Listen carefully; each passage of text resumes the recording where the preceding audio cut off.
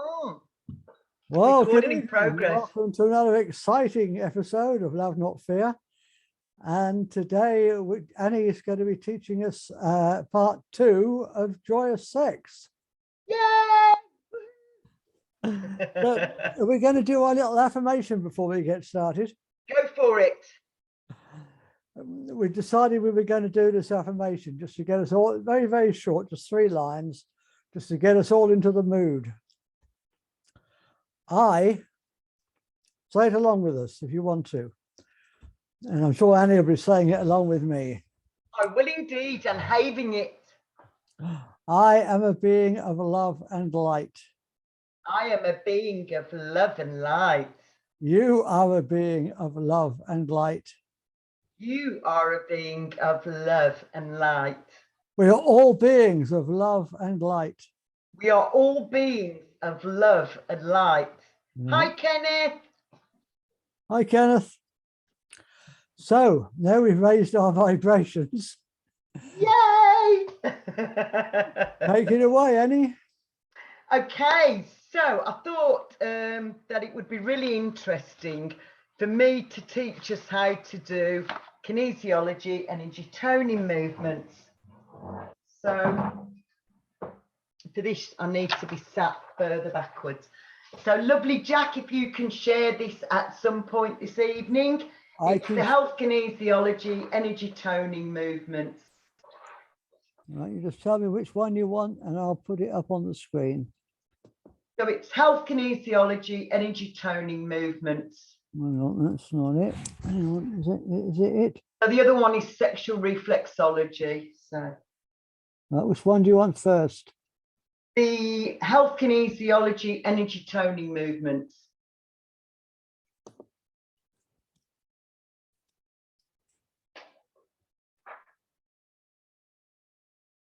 Hang on, we'll get there in a minute. I'm glad you're doing all the technical stuff, Shug. So it is, that's it. The first one that I can see, the energy toning movements. Ah, okay.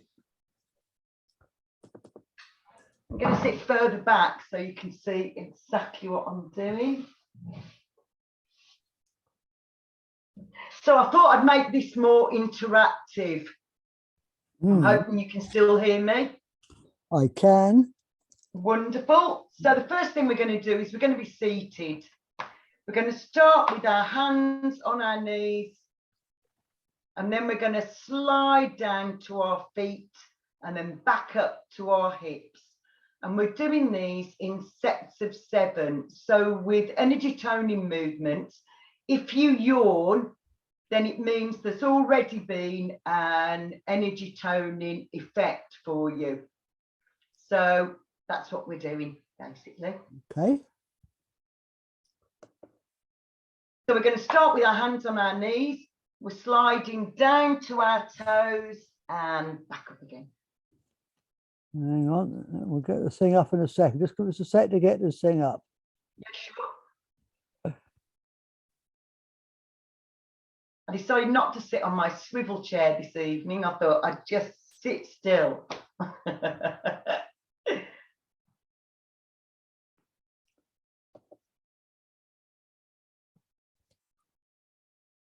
It's doing something.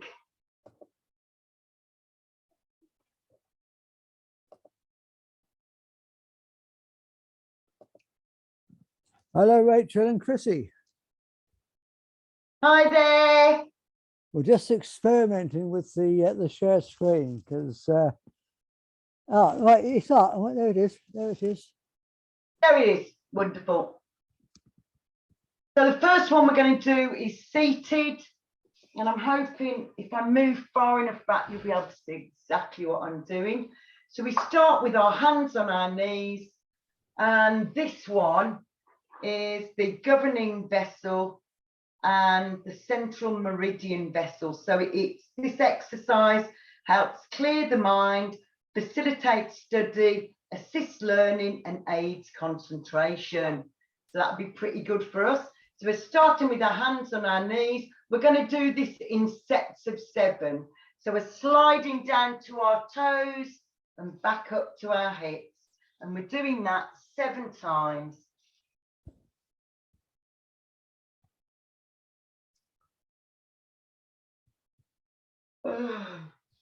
I've already yawned, but I'll carry on anyway. 6, 7, perfect. And then the next one that we're going to do is also seated. So this time you start with one hand on your hip, one hand on your knee, and you slide the hand that's on your knee down to your toes and then back up to your hip. So we're doing that basically. Okay. Down to our toes, up to our hips, but with alternate hands. Oh. So this assists us with memory and with learning, focus and concentration. Okay. 4, 5, 6, 7. Perfect. So these are really good for getting our energy. I've got a shimmy belt on today just to add emphasis to the moves we're making. So the next one is the gallbladder and liver, and it's called the waistcoat. This exercise is helpful when you've overindulged either with food or drink. It also aids in the release of anger, so it's a really good one. So for this one, we start with our hands crossed on our waist. Bring our hands back out. And then we're basically going to be describing a waistcoat on our beautiful bodies. So we bring our hands up the front channel, cross our hands over and down the side seams of our waistcoat, back into our original position. So we're going to do 7 of those, not least that it's really good at assisting us in releasing anger. So we're like this, back to the center, back up the midline of your waistcoat, cross your hands over and down the side seams. And again, back to our navel, up the front seam and down the side and up the front seam to our shoulders and then down the side. I think that's 4 we're on now. Maybe, might be 5. But we'll say it was 4, 5.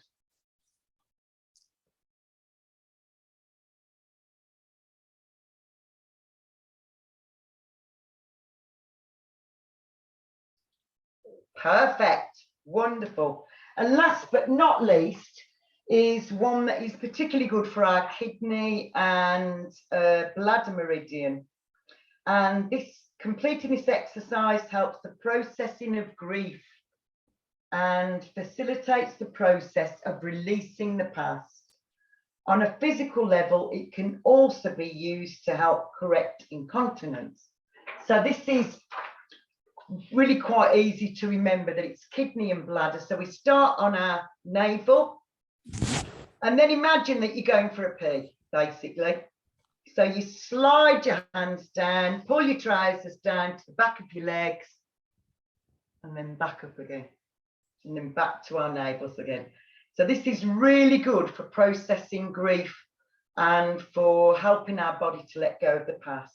So we're going to do 7 of these unless you yawn, in which case it means there's been a change in energy and you can stop. So we're going to start down to our pubic bone, cross our hips, slide the trousers down and back up again.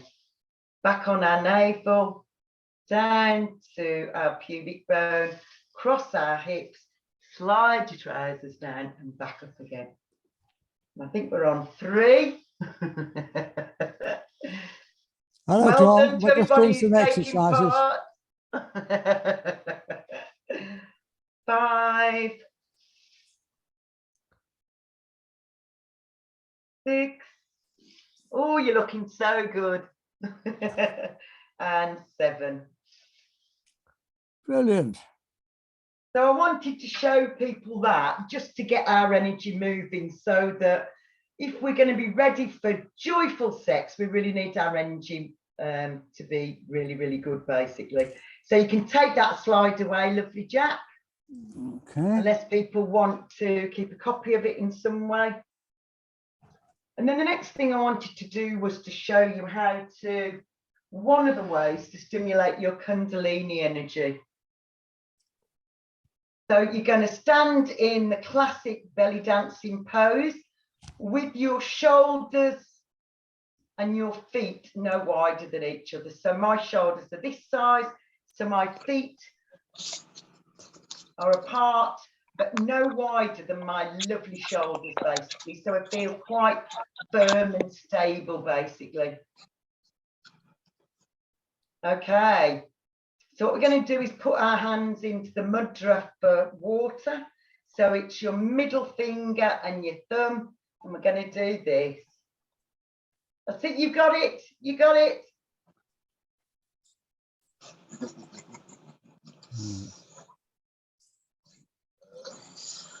Beautiful, you're looking so good. So this can really stimulate our beautiful Kundalini energy. And then one of the things we're going to do with our hips next is we're going to put our hands on our hips just to remind ourselves that we're nice and stable in our hips. And then we're going to describe either an eternity symbol or a sideways figure of 8. So we're basically doing this. Yeah, you're looking good. Very good. So what this can do is it can stimulate our Kundalini sexual energy, basically, by just doing this beautiful, quite relaxing move. And then to get both of them going, we put our hands into the mudra position for water again. And if it's not too distracting, then move your hands whilst you're moving your hips as well. Yeah, you're looking good, looking good.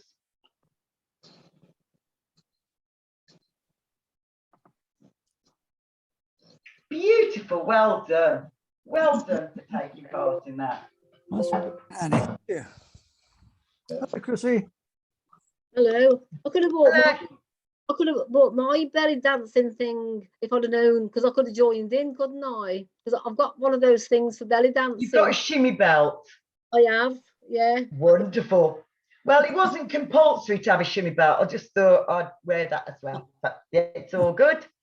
So those are the kinesiology and Newtonian movements, but also how we can really stimulate and wake up our beautiful, joyful Kundalini energy, basically. So one of the things I wanted to talk about today is the erogenous zones. So we're taught very wrongly in sexual education for most of us. We're taught that our genitals and our nipples are the only places that we feel pleasure. That's not true. So that's a complete myth, that the only places we are stimulating our pleasure zones is through our genitals or through our nipples, basically.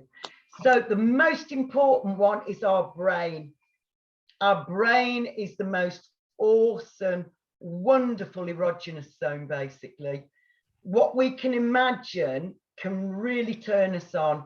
And people have asked me in the past why I'm always smiling, and I confess that most of the time when I'm smiling, I'm thinking about pleasurable experiences, not least sex. So if you see me smiling, I'm probably thinking about sex or pleasure or just a happy memory of something that makes me smile. So our most important erogenous zone is our brain. Once our brain's in the zone, we're all thinking about happy, pleasurable things, then it has an impact on the whole of our beautiful mind, body, and spirit.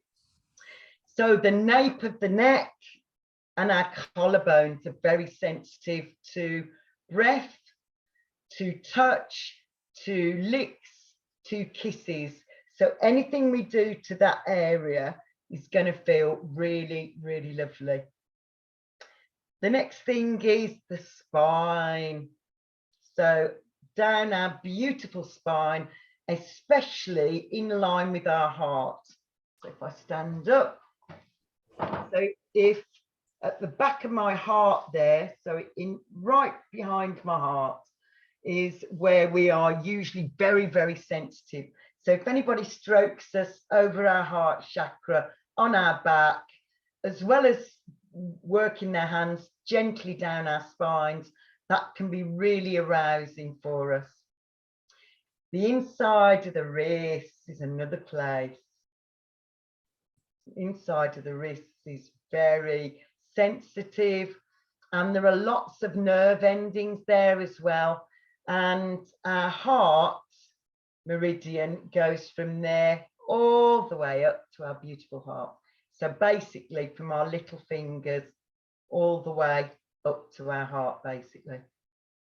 The inside of our arms, oh, our beautiful arms. Again, we're not taught these lesser known erogenous zones. So the inside of our arms, our lower back. So right at the bottom of our back where our sacral would be. So our sacral is roughly there. I don't know if you can see me. Move backwards. So our sacral is there.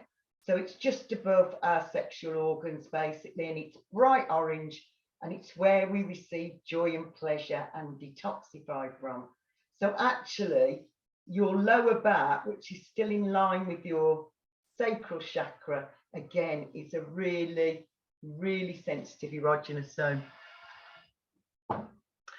Hands and fingertips. What we need to remember that we've never been taught before is our fingers, all our digits and our toes are sexual organs.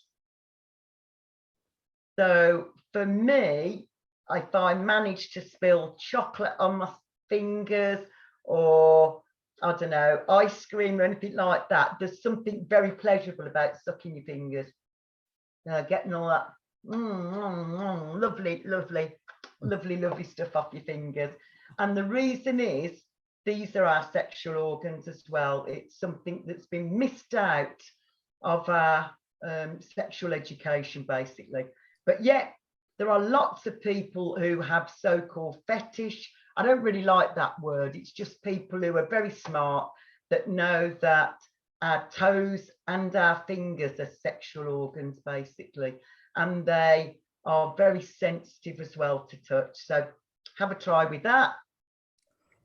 Inner thighs, not our genitals, not our sex organs, but just stroking from our knees to our inner thighs, basically, is quite deliciously pleasurable. Something you may not know about, but the ankle bones. So stroking around the ankle bones is really, really lovely sexual reflexology massage, basically. So let me show you my beautiful barefoot shoes. So round our ankles on both sides can give us lots and lots and lots of pleasure.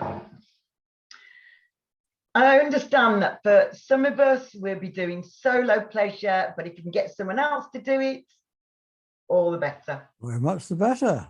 Absolutely. Then our ankles, oh, our beautiful ankles. So literally just stroking your ankles or your partner's ankles. That's another really lovely, juicy erogenous zone. Behind the knees, oh, behind the knees. So stroke behind your knees. You'll see what I mean. It just feels really, really lovely. Earlobes. One of the things I do when I'm doing Indian head massage or a face massage is I massage people's ear rolls. Ear rolls. And they're actually called ear rolls. So you start with gentle massaging from your earlobes and work your way up. And these are very relaxing. So in the past, I have got people to do this when they've been suffering from road rage or they've had some sort of shock, to literally just massage your ears, starting from the earlobes and working up. Then the scalp, a beautiful scalp, a beautiful scalp. We've got so many nerve endings in our scalp that even things like hair tugs can feel really, really pleasurable, as well as strokes. Anybody who strokes our scalp, whether we've got hair or not, just feels really, really lovely. It's a very lovely way of self-pleasuring. And then lips. We've got so many nerves in our lips. So many nerves in our lips. And they are designed for pleasure. We're meant to taste. We're meant to enjoy our lips. And literally, someone kissing our lips can really make a big difference to how pleasurable we're finding the sex, basically. And one of the things that we can do as well whilst we're kissing is to just gently bite the lower lip. So just gently bite the lower lip of your partner. Do it for yourself. Not quite so much fun, but give it a try. Male and female nipples. We are conned into believing that only females get pleasure from their nipples being touched. That's not true. So men have as many nerves and as many pleasure sites in their nipples as women do. So we can kiss, lick, rub, squeeze the nipples, basically, and it will have an effect on our genitals, basically. So the pleasure triangle in men and women is the two nipples and frontal, what is it called? Frontal channel. So we can add to the excitement of the sex that we're enjoying by massaging the man's nipples, breathing on them, licking them, nibbling gently. Be very gentle, because we've all got sensitive little nipples, and this can make a really big difference. And then there is an area from the navel to the sacral where we are very sensitive, that if anybody touches us, ourselves included, that is a definite erogenous zone, basically. So from our navel down to our sacral, basically. And we can use scratches, we can do strokes, we could have somebody blowing their air onto us, we could have someone kissing us in that area. The clitoris is a really obvious one because there's so many nerves in there. In the frenulum, which is the reverse of the lingam or the cock, whichever we're calling it, so it's on the inside. So if your erect penis was facing you, it would be on the inside there, and it's just below the head. Our glutes, our beautiful, beautiful, beautiful bottoms that we spend so much time sitting on. Our glutes are, again, a really delicious part of our erogenous zones, basically. And then something else I wanted to kind of add into that is eat your food sensually and mindfully. So, you know, the more you can eat food with your hands, the more sensual you make it. But every bite that you have, every taste that you have, we need to make it a very special moment with every single food that we're having, which kind of links in with all that. So erogenous zones. So the word erogenous is derived from two words, eros meaning love, and genos means producing. Erogenous zones are any area of the body when touched lit in a certain way produces a sexual response. That can be anything from a nice tingle in your nether regions to a full-blown orgasm. And the ones that I've told you today, I understand that we're all different and we all have our own unique, beautiful erogenous zones as well. But the ones that I've mentioned are the ones that I would be teaching people in Taoism and in Tantric sex appointments as well. So give it a whirl. Thank you, Annie. My pleasure. So one of the other things I wanted us to be looking at today is shortly after orgasm, males and females feel really sleepy, but men more so. And it's because of the enzyme prolactin. So prolactin is the feel-good substance, basically. But quite often after men have ejaculated, they feel really sleepy afterwards. Now in Taoism, we believe that is because women only lose life force energy when we ovulate and when we have babies. So during those times when we're menstruating or we're having babies, we are losing significant life force energy, but we don't lose any with our multiple orgasms. However, the boys, when they've ejaculated and orgasmed, they lose significant life force energy. So that's the reason that you feel so sleepy, as well as the prolactin working as well. So one of the things you can do if you're self-pleasuring is hold your little fingers. Your little fingers can put that heart energy back into your heart. So you want to put your two little fingers together like that. And when you've done that, gentlemen, you then put your fingers in your mouth and suck your two little fingers. And what this does is it puts all that lovely heart energy back in your heart so that you don't feel as depleted. If you wanted to go to sleep, you would still be able to go to sleep, even though we've done those two things.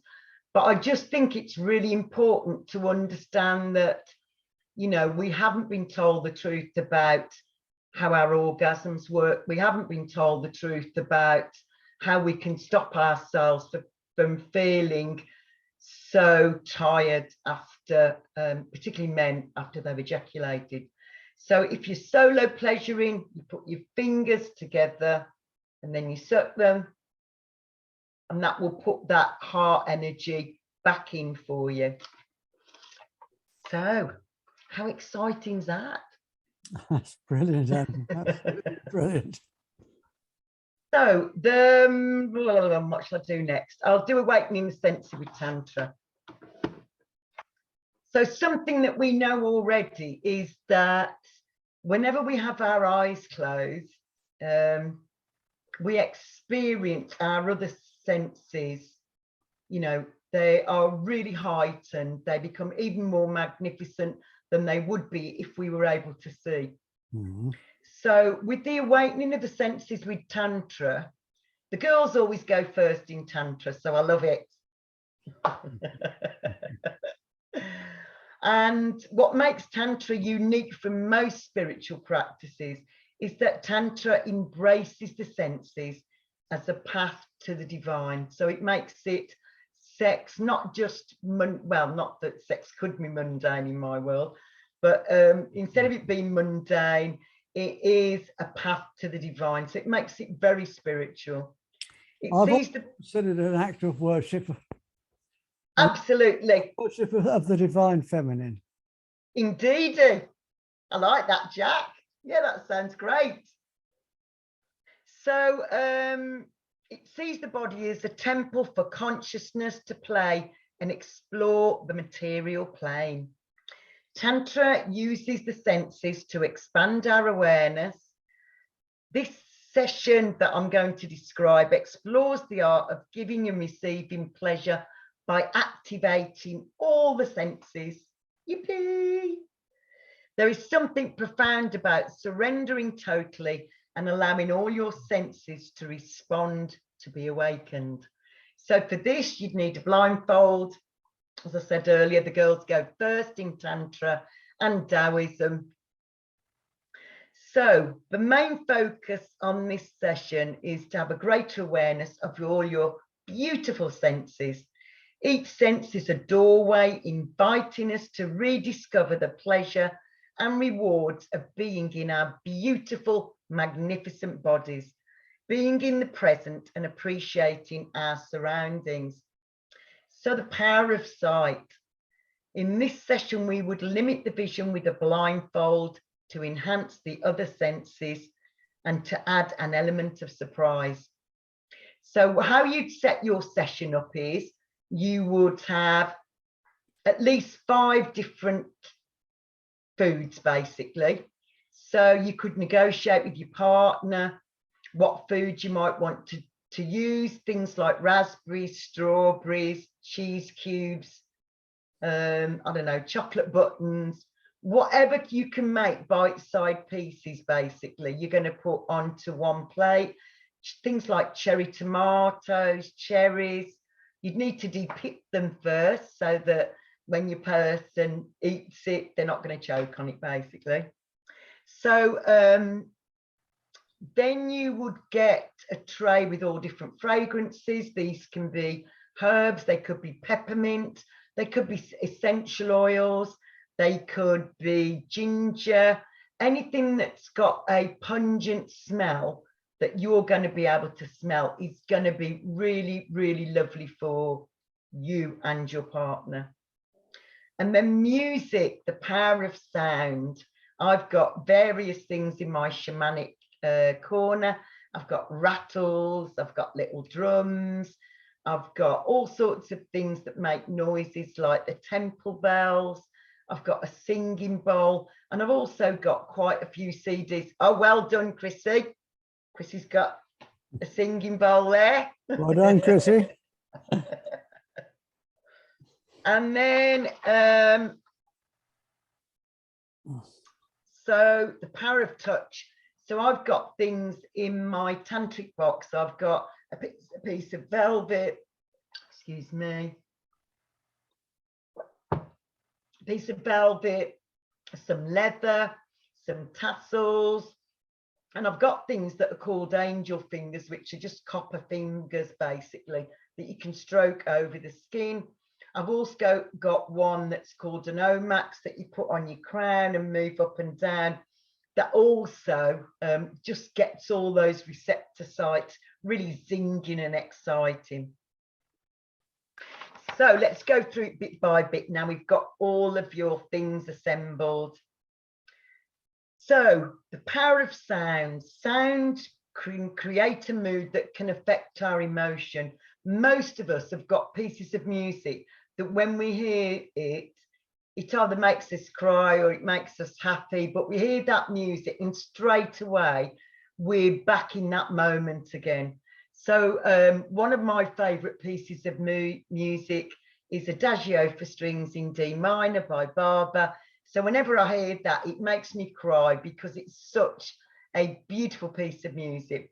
But also I've got lots of other songs that I really like that make me feel happy straight away. So you could, you know, you could have a think about what might be best for you and your partner. Music and song are said to mirror the soul, a beautiful gift that can heal and transform us. And then the power of taste. The mouth is a sensitive receptor. We talked about kissing, and it's highly developed in most people. Food is often associated with survival as well as pleasure. Our taste buds detect sweet, bitter, salt, and sour. This is a fun exercise, especially when we reverse roles. Varied tastes and textures are used in this exercise to tantalize the lips and the tongue. And the beauty of being blindfolded, you don't get any clues about what you're just about to taste. So I think that that adds to the awakening of the senses with Tantra, because we don't know what taste we're going to be getting next. We don't know if it's going to be a cube of cheese or a chocolate button or a raspberry or whatever it is. But we just know that we are being very mindful in that moment about what we're tasting. And it can really help to wake up all our delicious taste buds in our mouth. Mm. And then the power of smell. We have a beautiful limbic system. So any fragrances go into the olfactory system.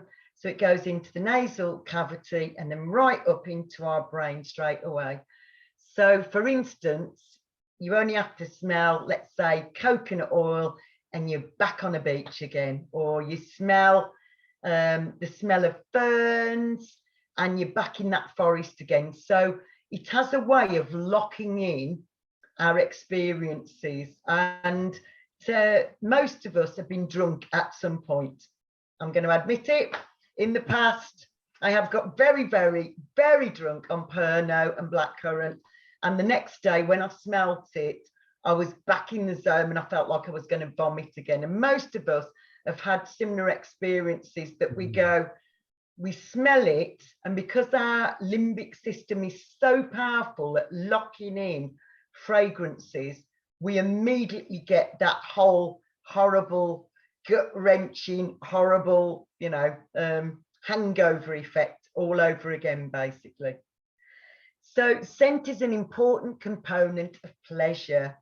Your olfactory nerves pick up chemical messages from the air that you breathe and connects them quickly to the brain via the limbic system, which is our emotional brain, as is our beautiful digestive system. Smells are often associated with memories. The smell of a particular food, perfume, or place can immediately transport you into a moment from the past associated with that scent. So I'll just tell you a little story about me. So every time I smell cinnamon, I become a 4-year-old little girl, and I'm in my grandma's kitchen. We're baking apple pies and the birds are singing and the sun's shining, and I can feel and remember every single moment of that time baking apple pies with my grandma with that really pungent smell of cinnamon. So every time I smell cinnamon, I go back to, I get that whole encapsulated experience of baking apple pies with my grandma on this sunny day with the birds singing. So, you know, by using, for instance, aromatherapy oils, we can make sure that we're locking in really happy, smiley, joyful experiences, basically. And just say more about pheromones, the chemical messages that we send and receive. They affect who we are attracted to and are an important factor in who we pick as a mate. So there was an experiment done a few years ago when the men took, so husband and wife couples, the men took their pants and their socks off and chucked them in a basket. The women were blindfolded and they could tell which was their partner from smelling their socks and their undies, basically. And I'm sure that's what we do, that we do have that memory in our limbic system. So the other thing that kind of is part of this is I would recommend everybody to stop using deodorants. Our beautiful pheromones can't work properly if we're using antiperspirants and deodorants to mask them, to change them. You know, we can have a shower, we can clean ourselves, but actually we're losing something in being overly clean, because what you are smelling and what the other person is smelling is whatever deodorant or antiperspirant you've been using, basically, when actually what we need to be doing is smelling each other's pheromones, because that's where they're produced in our beautiful glands there. I agree with you. I love the natural smell of a woman. I really do. Something really yummy about it, isn't there? I hate it when they spoil it by wearing perfume. You know, I must prefer the natural smell. Yeah, because you can't smell the real goddess, and equally, That's right. she can't smell the real God that is you Yeah. if you've masked it with aftershave and deodorant and antiperspirant and blah blah blah blah blah.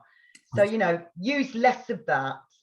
They are chemicals at the end of the day, and we don't want you to be smelling chemicals, and we don't want your partner to be smelling chemicals as well. So yeah, it's fine to have a shower. It's fine to have a shower and use soap that doesn't have parabens in, or use a body wash that doesn't have any fragrance in, and also doesn't have any parabens in as well. So I would recommend that you just let your natural juicy smells out, basically, because they are pheromones, and we've been told by, let's call it the dark cabal, that we have to mask all these fragrances from our bodies because what? Because it would really turn us on, basically. So less cleanliness of that kind. We don't want to get rid of those beautiful pheromones. We want our pheromones to be able to be attractant to others and to ourselves as well. So touch. So I've talked quite a bit about touch because it is one of my primary love languages. So the power of touch is a basic human need. So what's the first thing we do when we see a newborn baby? We pick it up and we cuddle it straight away. We don't try and converse with it. We don't try and do, we might make noises and smile at the baby, but the big thing for us is we pick that baby up and we hold it, because we know how much we can convey with hugs and with touch, basically. So, you know, just like that little baby needed to be touched to feel really loved, we need to feel the same thing as well. We need to receive touch. And if you are a solo person, then we need to do it for ourselves. And one of the things that I tell people to do is treat yourself like you would your best friend. You would not say nasty things about your best friend. You would not do things to your best friend that meant that they didn't show up as the best version of themselves. So, you know, we need to stop putting our needs right at the bottom of the stack after everybody else. We need to make sure that our needs are up there at the top, because if you do not put your own oxygen mask on first, you can't look after everybody else. And, you know, when we're on flights, that's what we're told. In the event of there being a lack of oxygen, put your own oxygen mask on first before you help your husband, your kids, your blah, blah, blah, blah. And quite often we forget that. That's very true, Annie. So always put your own oxygen mask on first. I'm very blessed that my father's in the spirit world. I would really like him to still be on planet Earth, but that isn't where he is. But he does tell me all the time.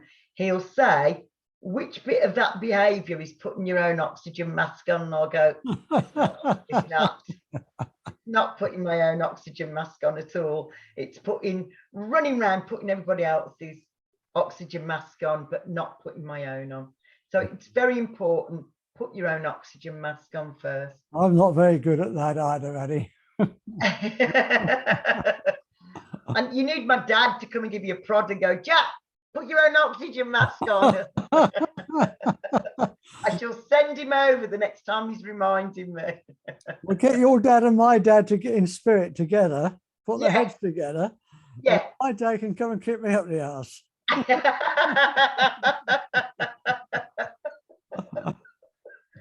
have had some very comical experiences with my father being in the spirit world. So beginning of lockdown, I saw nobody, I'd lost my business, and I was appalled that everybody was buying the scamdemic. Anyway, that's a story for another day. But I decided in my infinite wisdom and old behaviour pattern is that I used to smoke nicotine. So I went down to the shop that was open and bought myself some cigarettes and sat in the garden listening to the birds while I was having a cigarette, but internally beating myself up, going, this is stupid, this isn't good for your health, you shouldn't be doing this, blah, blah, blah, blah, blah, blah, moany to myself. And my dad came through and said, hey, put the baseball bat down, put the baseball bat down. You could be doing far worse than this. And I went, like what? And he said, Coke. And before he could finish his sentence, I ranted at my father in the spirit world about why you should never drink Coke. It's got aspartame in, causes arthritic pain, it destroys your heart, blah, blah, blah, blah, blah, blah, causes diabetes. And he let me finish. And then he went, cane. I was like, cane? He went, cocaine. You could be doing so much worse than this. That's what I thought he was going to say. Well, he would have done if I hadn't have interrupted him so bloody quickly, to be honest. So, you know, when we're beating ourselves up, it's not big and it's not clever. So, yeah, I might just have to send my dad round to you, Jack, if ever you're beating yourself up. Just go have a little chat with Jack and his father, basically. I should look forward to his visit.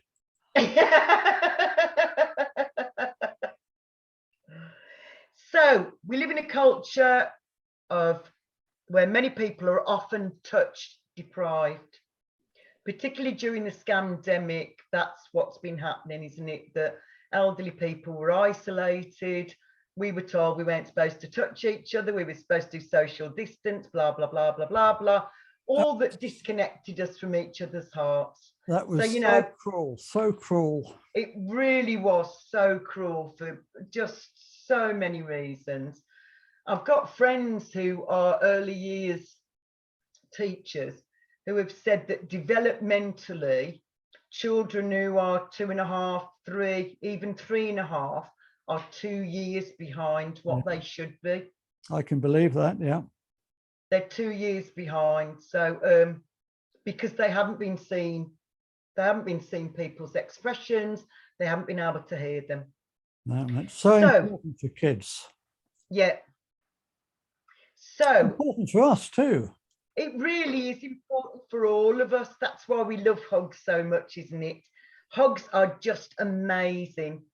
So touch creates... Hello in the background.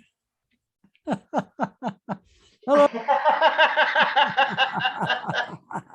My lovely handyman brother-in-law. So touch creates connections at the most basic level. The skin is your biggest organ. It feels good to be massaged, kissed, caressed and held. The skin is sensitive to many types of sensations. Throughout this exercise, you would be stroked with different textures and objects. So all of these things are really important to awaken all of our senses so that we just feel really alive. And also it takes the emphasis off the sex. So it stops all the performance anxiety. It stops all of that monkey brain telling you that you're not a great lover, basically, because when you are in that moment, experience all your senses waking up, you feel really, really good, basically. Can we just go back to the foods? I take it your partner is supposed to feed them to you. Yeah. Yeah. Okay. So your partner would feed you, you'd be blindfolded and your partner would pop cherries or chocolates or whatever you fancy. Beautiful idea. That's a gorgeous idea. It's a really, really lovely idea. So Awakening the Senses with Tantra, it's called, and I thoroughly recommend it. So last but not least, I want to talk about sexual reflexology. Right. So do you want the other slide up? Yeah, so it's that one, Jack. Oh, wrong one. That's that page. All right, hang on. Talk amongst yourselves. So in sexual reflexology, basically, if this was a lingam, which clearly it's not, it's a finger, at the very top of that is your heart in the man. That's your heart, your lungs. Yeah, hang on just a second. Hold on, Jack's getting it up for us now. Would like to The actress said to the bishop. No, the next one. that one. Not that one. Yeah, that one. Yeah, that one. Should be that one. Sexual reflexology. That's the one. Yeah, hang on. So right at the top of the penis, the lingam, the cock, whichever we're referring to it as, we have right at the very top of your cock, we have your heart, then your lungs, then your spleen and pancreas, then your kidneys. Do you want to wait till the slide comes up? This isn't a very fast computer. Yeah, go for it. So I would love us to have been taught this as children instead of you insert the penis in the vagina, which was very unhelpful and didn't really teach us anything helpful. But I would have loved it if we'd have known why it's important for us to have sex, because that is the heart at the very tip of your cock, basically. Right, That's it. Wonderful, Jack. Thank you. so do you want to tell us again now we can see the screen? Yeah, sure. So as you can see, at the top of the penis or the cock, you have the heart. Then, so the heart's right at the very top, then the lungs, then the spleen and pancreas, the liver and the kidneys. So you can do sexual healing just by knowing what those refer to. And then in the vagina, as you can see, right at the very top of the vagina, there is the heart and lungs. Then the lungs, then the spleen and pancreas, the liver and the kidneys. So when we have sexual congress and the lingam is inside the yoni, let's use the tantra words, then our two hearts are joined together. So that's the top of the cock, that's the top of the pussy. And when they are together, that's your hearts joined up together. So those meridians have always been in our sexual organs. That's what they relate to. So part of this lovely book that I'll show you, I can give it to Jack so he can put it in the links. It's called Divine Sex. And in this book, it's got sexual reflexology points. So for instance, it says, this is a position to use if the woman's got anemia. This is the position to use if the man's got backache, and everything in between. So literally, it is true sexual healing. So it's called Divine Sex, the Tantric and Taoist Art of Conscious Loving, and it's by Caroline Aldred. But I'll send it to Jack at the end of our show today. And I will put the link in the description on the YouTube version of this video. Yeah. So has anybody got any questions? Because now would be a good time to ask me. Yeah, anybody want to unmute themselves and ask a question?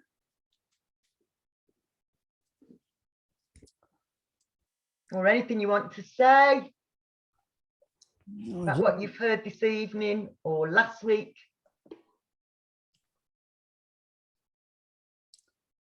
Unmute yourself, Chrissy. Unmute. Take your mute off, because we can't hear you. I've unmuted her. Okay. Now, that's okay. Yeah. We can hear you. Yeah. Right. You know when you said about deodorant and how it covers up the proper smell of a person. Yeah. Well, with my fella, it's like it's the washing liquid that he uses in his washing. Yeah, that's it's horrid, isn't it? I stopped him from very chemically smell, isn't it? Yeah. I stopped him from using fabric conditioner, but then I was Well noticing. done, hun. Then I noticed the smell. He thought he was buying something on fragrance, and it wasn't. And I says to him, I says, it's not very nice. I says, it feels toxic, but you smell like a girl. I said, because it's a girly smell for some. Not arousing, is it really? I mean, Fabric I find conditioner that and washing powder, just know that it's chemical shitstorm, basically. So what I've done, I've bought him some Ecova that's got no fragrance in at all. Yeah, good girl. Yeah, absolutely, darling. Get rid of your a stuff. real turn off too when women have clothes that smell of washing stuff. Oh God, it's nasty, isn't it? Horrible. But you can smell it out. I can smell it outside when somebody's doing a wash next door. Me too, darling. I can smell it in the air, and I'm thinking, I know. And I stayed in an Airbnb, and they clearly washed the sheets in biological liquid or biological powder. And I really felt it. I got in and I could smell that horrible toxic chemical. And also my skin was really itchy as well.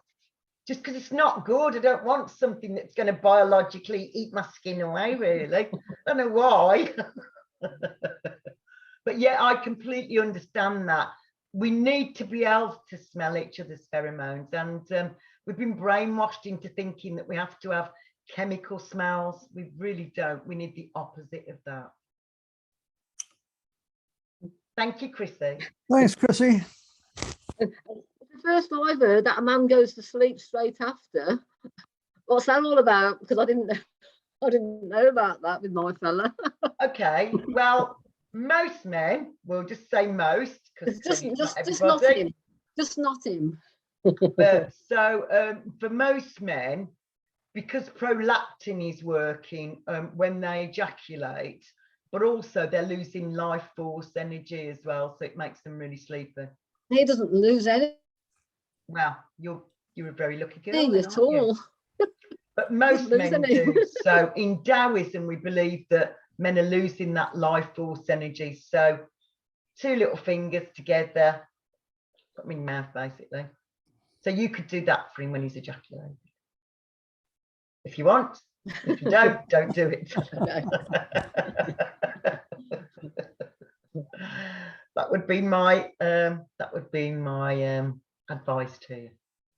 So anybody else got any other questions or any comments?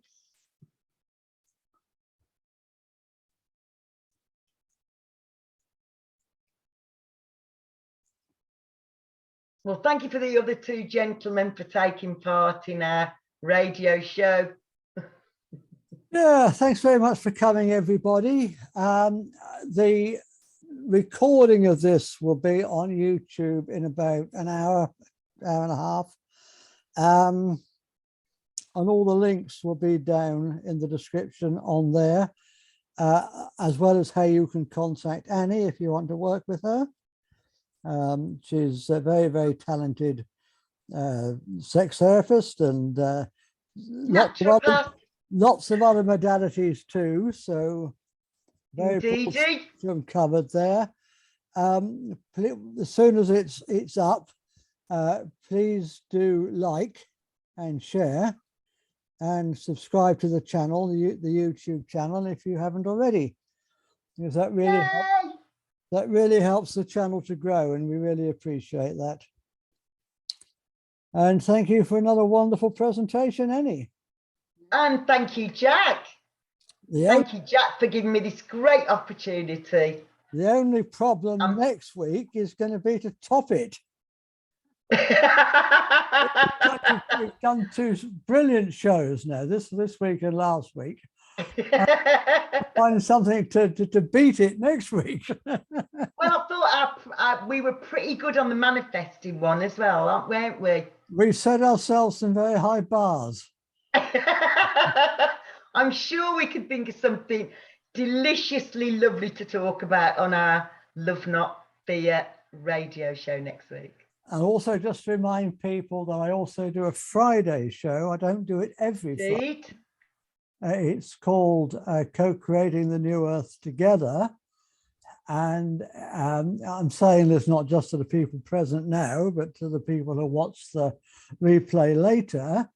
if anybody wants to be interviewed on that show, if anyone's doing anything interesting, and it doesn't have to be world shattering, it can just be in your own local neighborhood, then I'd love to interview you, and maybe what you're doing can inspire others. Yeah. If you want to get on that show on a Friday, then please just send me a private message. And we'll get you on the show. Yay! So I think that's a wrap for this week. It is indeed, my darling. Thank you, Annie. So thank you for all the people who will be watching it on YouTube. Yeah. And all the people who were there this evening. Thank you very much. And all the people who played along. There was a lot of audience participation this week, wasn't there? An interaction. Absolutely brilliant. I got a good excuse because I can't get back any further, so I couldn't. Oh. That's my excuse, and I'm sticking to it. Okay, we'll pretend we believe you, Jack. Honest. Bye bye, everybody. Bye bye. Namaste. Namaste.